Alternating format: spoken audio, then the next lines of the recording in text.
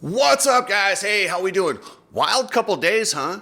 Cooper Webb, in all the madness, people forget he is now the king of Paris. And I just want to point out a few things about the Moto media that is disgusting. The way they spin stories and cover stuff up. And the show is presented by Nano-Xtreme. Nano-Xtreme is a pain cream that works amazing. This stuff is so good. My shoulder feels good again. I was considering getting shoulder replacement surgery. Not anymore. Nano-Xtreme has fixed it. If you haven't used this, I strongly recommend it. I've had so many people tell me how great it is for them. I've had a few comments in the comment section saying that they tried Nano-Xtreme and it didn't work. Problem is, none of these people have reached out to me. Nano-Xtreme wants to hear from you. They want to find out what's going on and make sure it works for you because it worked so good for so many. I'm curious, is this Racer X and these people who are after me, is this just another attack going after my sponsors now? Probably. Unless I hear from these people, I don't know what else to believe. So their tactics are disgusting and there's nothing they won't do.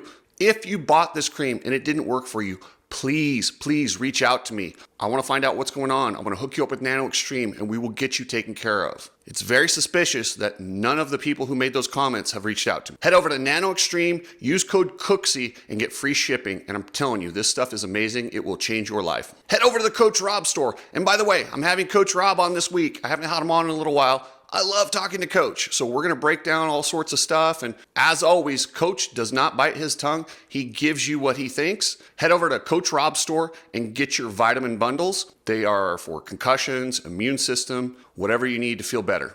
You need people like me so you can point your fucking fingers and say, that's the bad guy. All right, guys. So yesterday I broke the news about how Haiden Deegan was banned from the Australian Supercross. Now the word banned is a bit of hyperbole there. Yes, he's allowed to go if he wants to pay his own way and go race. What they did was they went to the promoter and said, no, you cannot pay Haiden Deegan to be here, essentially banning him. Yes, the word banned is a bit hyperbole. Maybe a better word would have been blacklisted.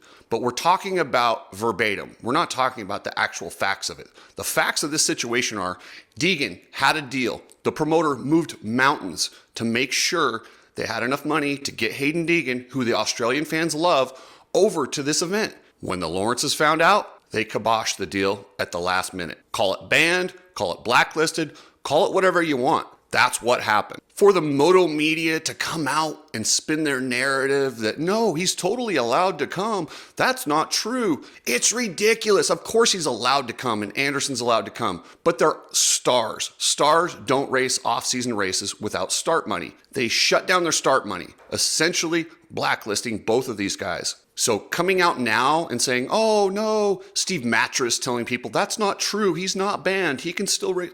Come on. That's ridiculous. You're insulting the intelligence of everybody by saying something like that. And the fact that people actually, there are a couple people who have been like, yeah, those are the wrong words. But you're idiots. You really are. You really are. Think a little bit past that. That's not what happened. If you want to know what liars these guys are, so do you remember last week when I broke the story about Bobby Hewitt being out at Triumph? Racer X posts a thing that says, Steve Mattress broke the news last week. He didn't break the news last week. I did. All they had to say was Steve Matthes reported, but instead they tried to discredit me and say he got it first. That is a blatant lie. Now that's a lie. That is not wordplay. That is a lie. And they tell these lies because they want to maintain the relationship with these riders. Now, Lucas Myrtle is the agent for the Lawrence brothers, Joe Schmoda, Chance Hymas, and a host of other top-tier riders. What Davey Coombs and his sister Carrie, the evil lady, what they want to do is they try to pretend like they're on good terms and they're on their side so that when they do rob them blind by not giving them any part of this TV package or the dirty things that they do, they have a bit of credibility because they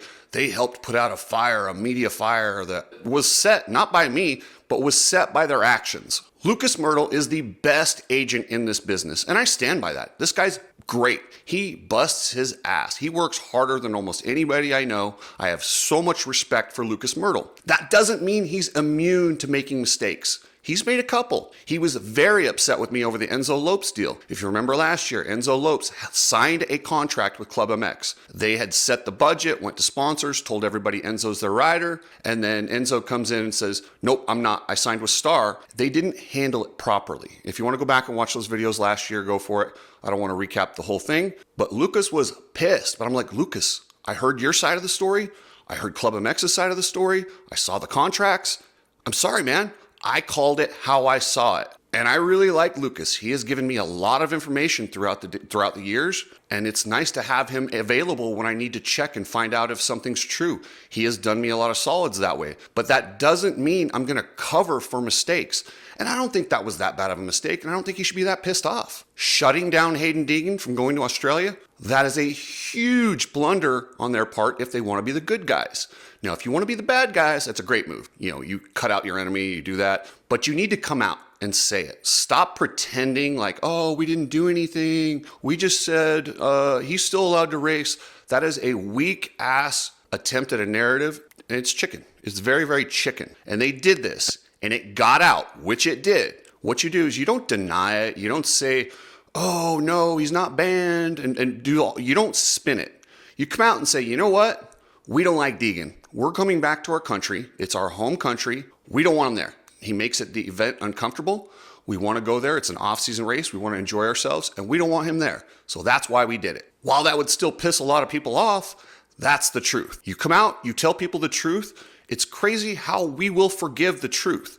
When you spin it and lie, you only make it worse. Steer into it. If you make a mistake, own it.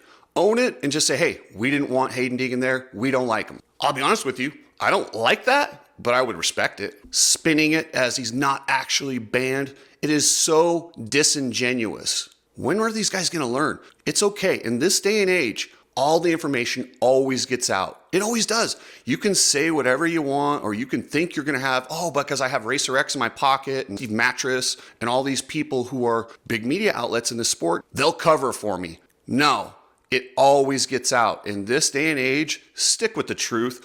Own what you do, own your mistakes, and if you don't want somebody there, own it. Check out Epic Garage Designs. Travis Ogburn is a bad dude and somebody who loves this sport, and he loves riding Acatio.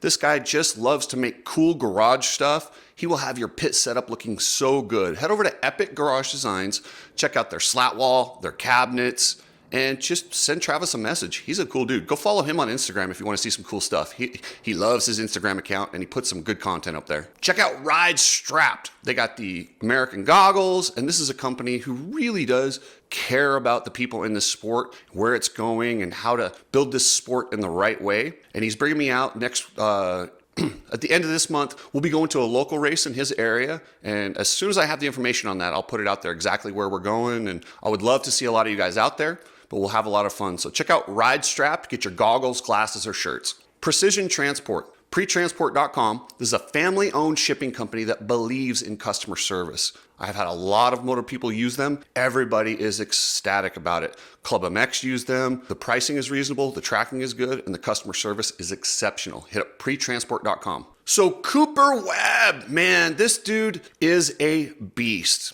and he will be there all next year. He is now your king of Paris. The way this race played out, Jet won 5 of 6 of the main events, but he didn't win the overall because he had that huge mistake while leading. He ran into the lapper. This is how I expect 2026 to play out. Jet is going to win the most races. He's going to be dominant on most nights, but these guys, Tomac, Webb, and Sexton, no, they have to keep the pressure on him. He has shown a propensity to make mistakes.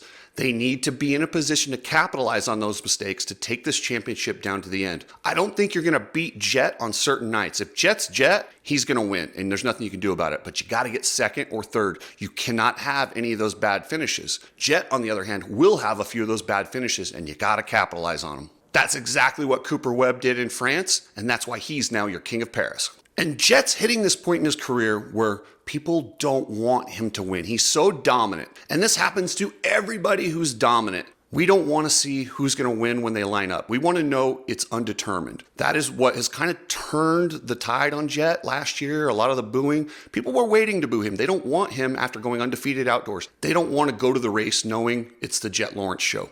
They want to go to the race knowing, yeah, Jet might win, but we're not sure. Heading into 2025, Jet was already facing a lot of boos, a lot of negativity, a lot of the haters, as they say. And what this did, now he's put all this pressure on himself by doing this. Now, those boos, he just gave every single hater or anyone on the fence about Jet, now they're pissed. Now they're going to boo. That is going to put a lot of pressure. It is going to wear on this kid. Will that cause more mistakes? I don't know. He is a superhuman being, and I don't know if it's going to affect him, but he didn't make it any easier on himself. If he can't learn to embrace the boos or block them out, it's going to be a long season because they're going to be there all year. The other guy in Paris that looked really good was Malcolm Stewart. I love seeing Malcolm. The sport's better when Malcolm Stewart is at the front. This guy is fun, exciting, he's got personality, and the dude can flat ride. 2025 is incredibly important to Malcolm Stewart. So he's riding for the Gas team, which is part of the Pierre Group. The Pierre Group owns KTM, Gas, and Husqvarna.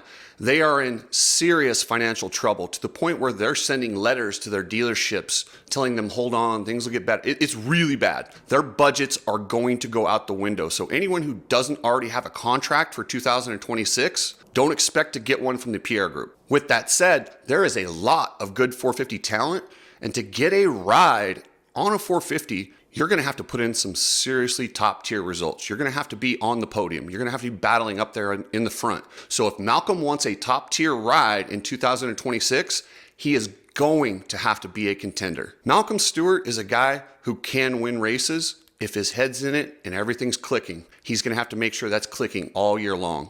And I just want to give a hats off to the promoters of the Paris Supercross. Thank you so much for putting rider safety at the forefront. If you look what they did in the whoops, they built a little ledge off the side instead of stacking tough blocks that get dragged into the track and cause accidents. They put big pads on a little ledge on the side of the whoops.